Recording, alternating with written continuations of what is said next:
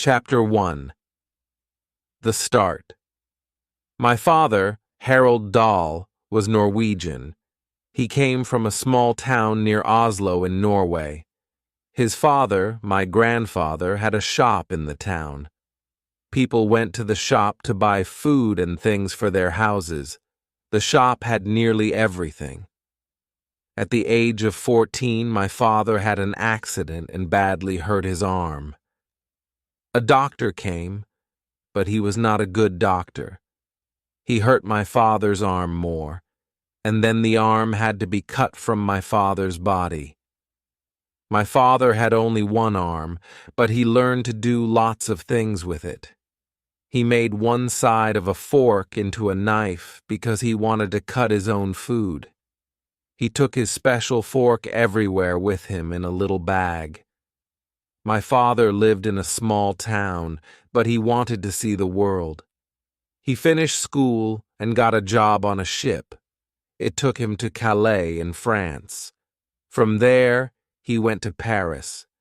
In Paris, my father met a young woman called Marie and married her. At that time, many ships traveled across the world, and they needed fuel, food, and thousands of other things. My father started a company that had all these things. The ships bought everything they needed from his company, and my father made a lot of money. He took his family to Wales because Cardiff was an important city for ships.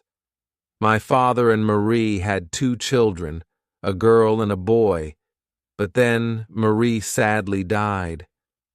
My father was sad and wanted a new wife.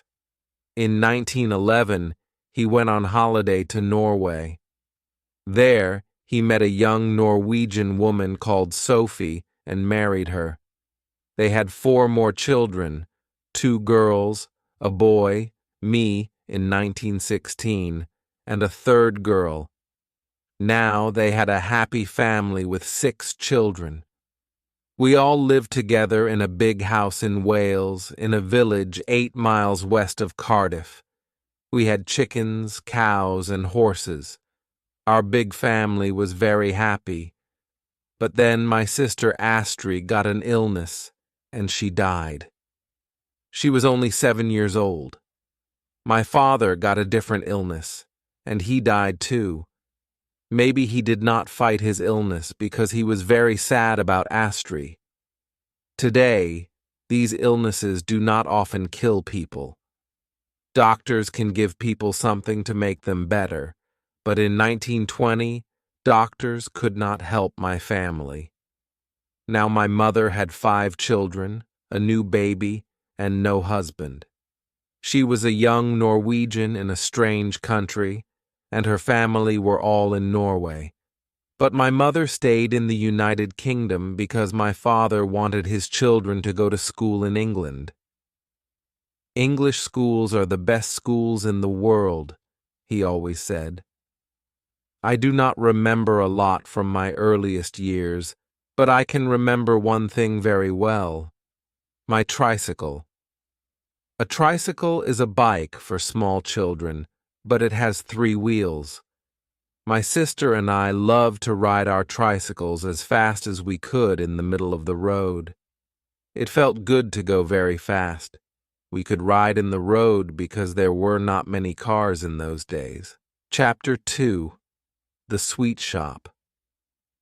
In 1923, I was 7 years old and I started school. Every day, my friends and I walked about a mile to school, and we went past a sweet shop. Every day, we stopped and looked at all the wonderful sweets in their jars. Sometimes we had money, and we could buy some sweets. But there was one problem.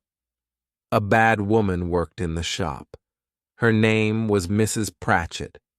Mrs. Pratchett was a small, ugly old woman. She never smiled, and she was never friendly. She always shouted at us, "I'm watching you! Buy something or go away!" She was also very dirty. Her clothes always had egg, bread, and tea from her breakfast on them. Her hands were gray and dirty, and her fingers were black. She put these dirty hands into the jars of sweets. Of course, this did not stop us from buying the sweets, but we did not like Mrs. Pratchett. At school, my friends and I found a small place under the floor. We kept our sweets and other special things in it. One day, we found something new there. A dead mouse. "I have a plan," I said.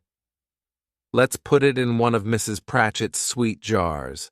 She will put her dirty hand in the jar and she will find a dead mouse." "Yes," my friends said. "We will do it today. You must put the mouse in the jar because it's your plan." "I will ask for some yellow sweets," my friend Thwaites said. "They are at the back of the shop. Mrs. Pratchett will turn and get them. Then you can quickly put the mouse in the jar with the pink sweets in it. It's the nearest one to us." That afternoon, we walked into the shop. We were all very excited.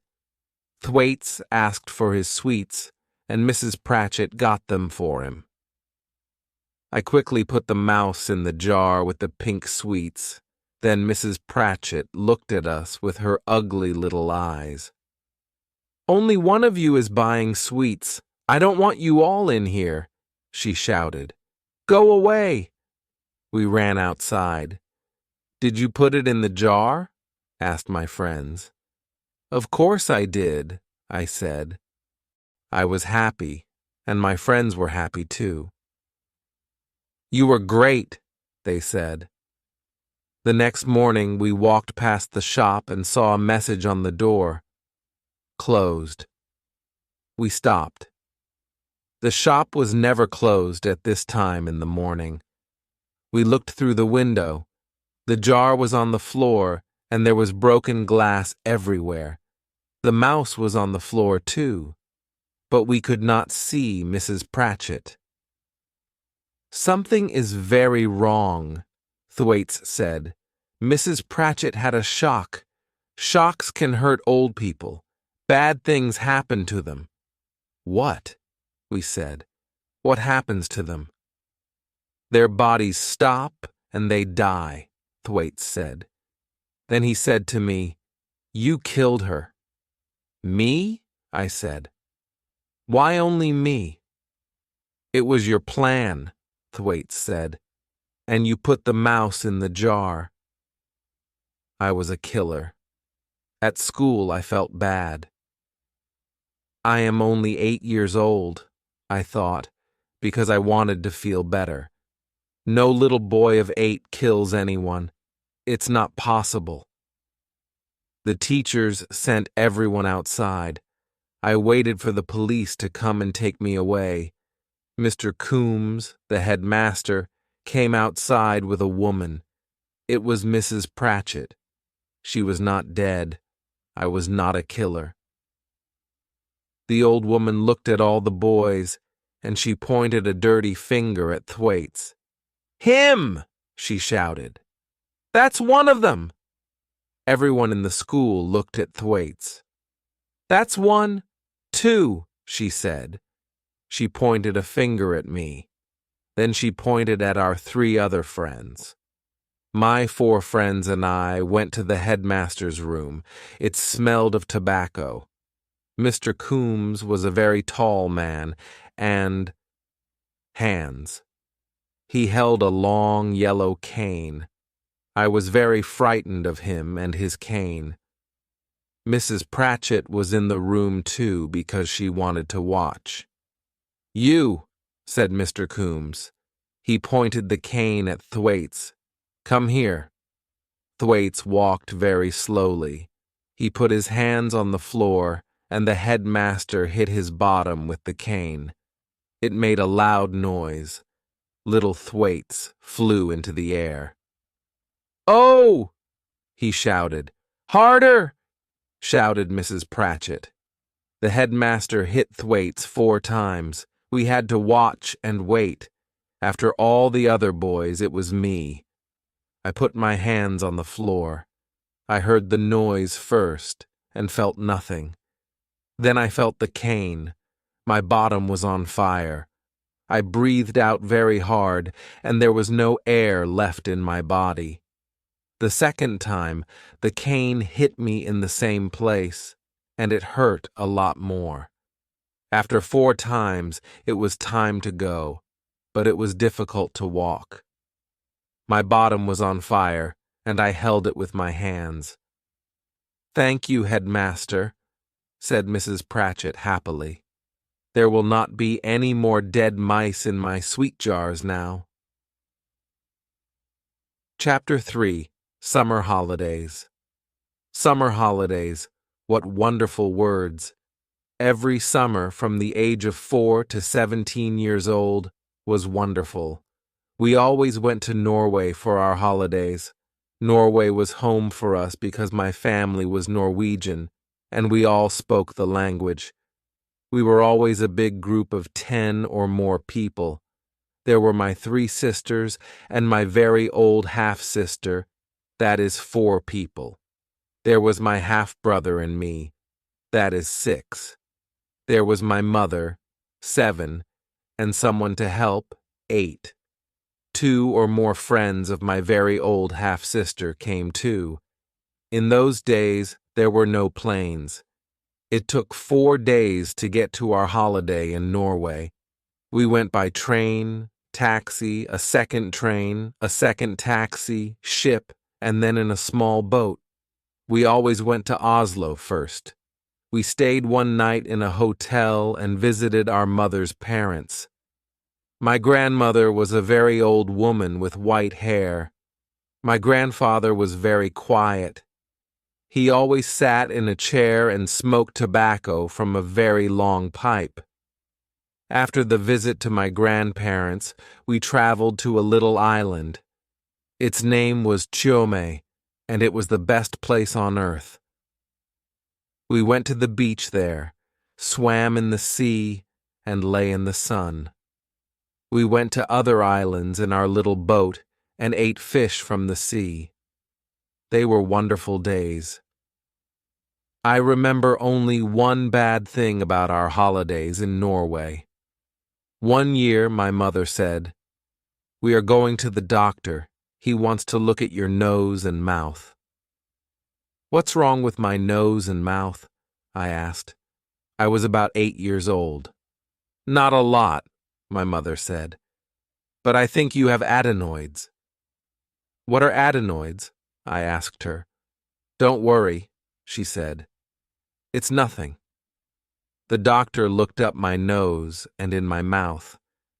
I did not worry because I was too young to understand.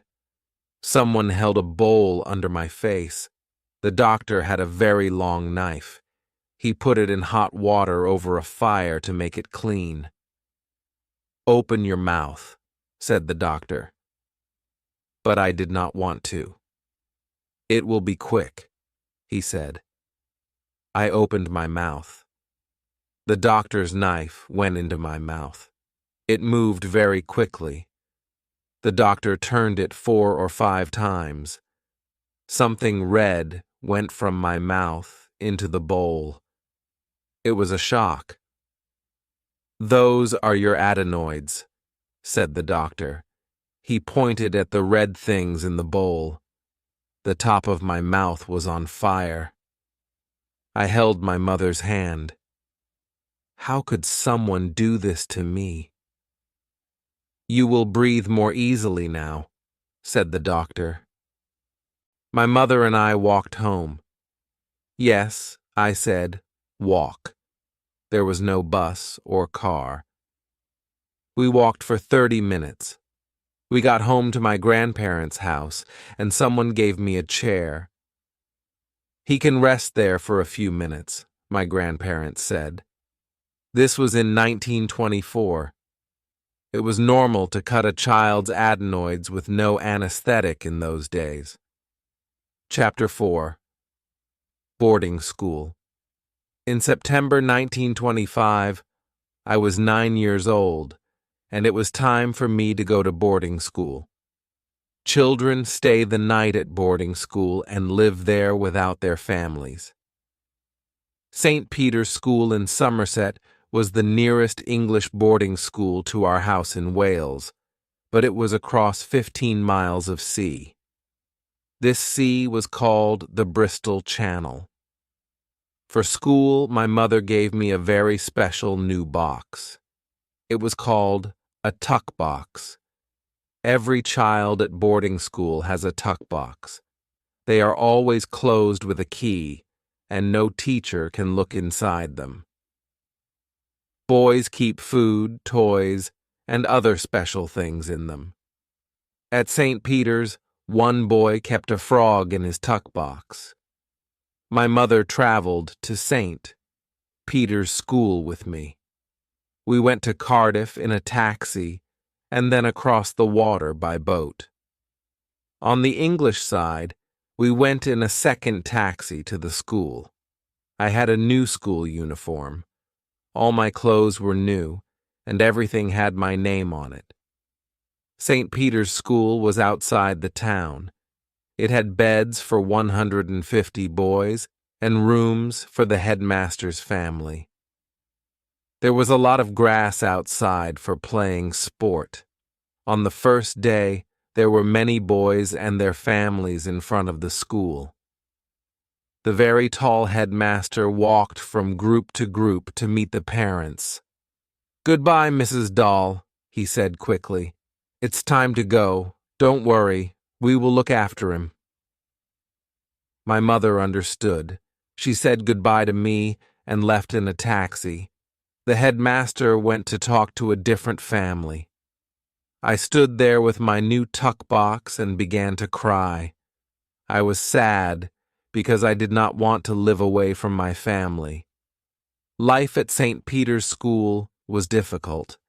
The teachers were not friendly, and I was always frightened of the cane. We had to wash in cold water, and the food was bad. I wanted to go home and see my family. At night in bed, I always thought about my family and tried not to cry.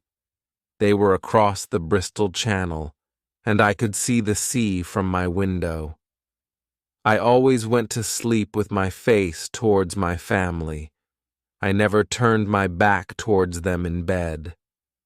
Mothers sent their hungry sons food every week. This made the headmaster happy because food was expensive. "Send food as often as you like," he always said. "Once a week or twice a week. Your boy gets good food here, but food from home is always more special. You can send them things like fruit and a big cake. You don't want your child to be the only boy with an empty tuck box." Every Sunday, every boy at St. Peter's wrote to his family. We never wrote about the bad things at school. We only told our parents good things because the headmaster read our letters. He saw our bad spelling, but we could not change it. In the letters, we had to write the words correctly later. No teacher has read this letter, our parents thought, because there is bad spelling in it. Spelling in it. Everything in this letter must be true. My child is happy at school. I wrote to my mother that first Sunday, and then I wrote to her every week for 32 years, sometimes more than once a week. In 1957, she died, and I found more than 600 of my letters to her. She kept them all. Chapter 5. A Drive in a Car. After 3 long months at boarding school, it was time for me to go home for the Christmas holidays. How wonderful to be away from school. While I was away at St. Peter's, my family bought a car. I was very happy to be home with my family, and I was also excited about the car.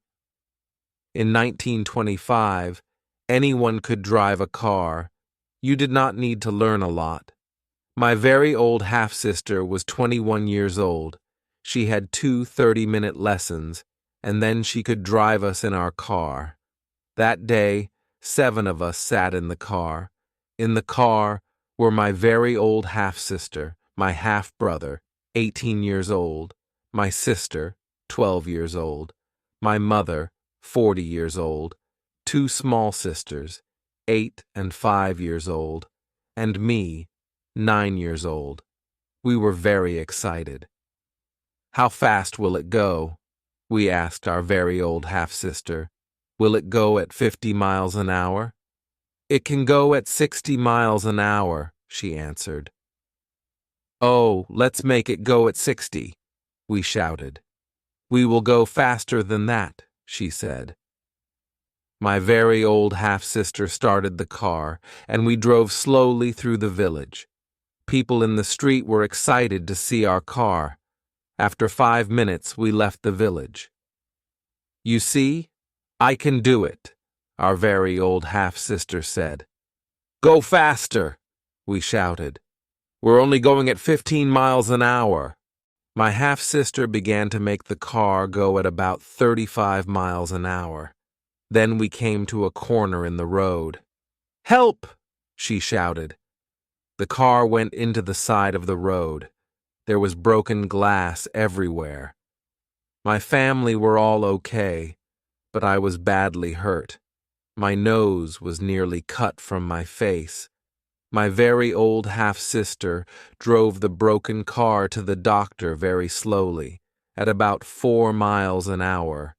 "Wow," said the doctor. "Look at his nose." "It hurts," I cried. "Please help him," said my mother. "Don't worry," said the doctor. "He will keep his nose." An hour later, the doctor came to our house. I lay on a table, and someone put something white from a bottle on my face. It smelled very strong. I tried to stand, but strong hands held me down on the table. "Good boy," said the doctor. "Close your eyes and sleep." After 8 hours, I woke up, and my nose was back in its place. My mother gave me a coin. British coins always have a picture of the king or queen on them. In those days, the king was George V. "Well done. This is for you," she said. Chapter 6. Goat's Tobacco. In 1926, my very old half-sister chose to marry an English doctor. He came on holiday with us to Norway. My family always did everything together, but now my half-sister only wanted to be with this man. She was always with him, and they did not want to be with us. My other sisters and I were young. I was only 9 years old, and we did not understand this. We did not like the young doctor because he took our sister from us. But we also did not like him because he smoked a pipe. He always had the pipe in his mouth, and it smelled very bad. One day, on the beach, the young doctor went swimming. He left his pipe with us and did not take it into the sea with him. Then I saw some goat droppings on the ground, and I thought of a plan. I quickly put some of the goat droppings in the pipe under the tobacco. The young doctor came back and started smoking his pipe. My half-brother, sisters, and I watched him. "Ah," he said, "I love to smoke after a swim, and this English tobacco is the best. It's much better than Norwegian tobacco." The sea was blue, and the sun was bright. It was a beautiful day.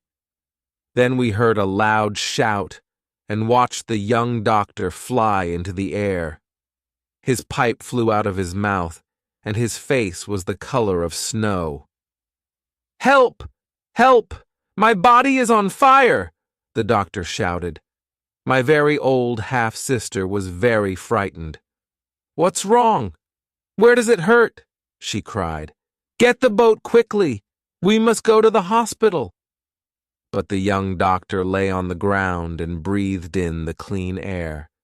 After 5 minutes, he started to feel better. "What happened?" asked my very old half-sister. "I don't know," said the doctor. "I know! I know!" said my little sister excitedly. "Tell us," said my very old half-sister. "It's his pipe!" shouted my little sister. "What's wrong with my pipe?" asked the doctor. "It had goat droppings in it," said my little sister, and she laughed. My very old half-sister and the doctor quickly understood, and they were very angry. The doctor stood up. My half-brother, sisters, and I quickly ran away from him into the sea. Chapter 7. Repton. In 1929, my mother asked me, "Do you want to go to Marlborough or Repton?" They were famous and expensive English schools, but I knew nothing about them other than their names. "Repton," I answered, because it was an easier word to say than Marlborough. "Very well," said my mother. "You will go to Repton." Repton was a boarding school in the middle of England. Every Repton boy wore the same very strange uniform. I wore it, and my sisters laughed at me. I felt stupid in the clothes for Repton, but in the street, my mother said, "You look good in your school uniform. People can see it. They think you are important because you go to a famous school." At the station, I saw many boys, and they all wore the same uniform. The train took us all away to Repton. I was 13 years old. Rooms had no doors. In winter, they were very cold. My job was to sit on the toilet before Wilberforce and make it warm for him. I sat on the toilet for 15 minutes, and then Wilberforce came. "Is it warm?" he asked me. "It's as warm as possible, Wilberforce." "We will see," he said. He sat on the toilet. "Very good," he said. "Very, very good. Some boys have cold bottoms. I only use boys with warm bottoms. I will not forget you." He did not forget me. I always carried a book with me because I often had to sit on Wilberforce's toilet. It was very boring. In my first winter at Repton, I read many books by Charles Dickens on Wilberforce's toilet. Cadbury's chocolates. Not everything at school was bad. Sometimes all the boys got a gray box from a company called Cadbury's. Cadbury's made wonderful chocolates. Inside the box were 12 different chocolates. We always knew one of them well, but 11 of them were new. There was also paper in the box. Our job was to try all the chocolates and write the good and bad things about each one on the paper. Cadbury's plan to ask us about their new chocolates was a good one. Boys at Repton were some of the best chocolate customers in the world. Who knew more about chocolate than us? How do companies plan their new chocolates? I love to think about this. Many years later, I needed a story for a new book. I remembered those little boxes of chocolate at Repton, and I started to write my book, Charlie and the Chocolate Factory. Sport at school. Sport is very important at English boarding schools, and we played a lot of it. Happily, I was good at sport, and I enjoyed it. Playing sport helped to make the long days shorter. Life at school was easier for good sportsmen, but it was difficult for bad sportsmen. My favorite sport was a very fast game with a ball. It was called fives. Because I was one of the best at fives at Repton, I traveled to other boarding schools and played it with their boys. I also played football, and a ball game called squash. Photography. At school, I loved taking photos. Today, cameras are very easy to use, but in the 1920s, they were difficult to work with. I had a big, heavy camera with glass plates. I made a dark room near the school's music rooms, and I made many photos there. After school, "Do you want to study at Oxford or Cambridge?" my mother asked me one day. These are great and very famous places, and boys from good public schools normally wanted to study at them. But I did not want to study more. I chose to start work at a company called Shell because I wanted to see the world. I traveled to many countries with Shell, but that is a different story and a different book. I may tell it one day.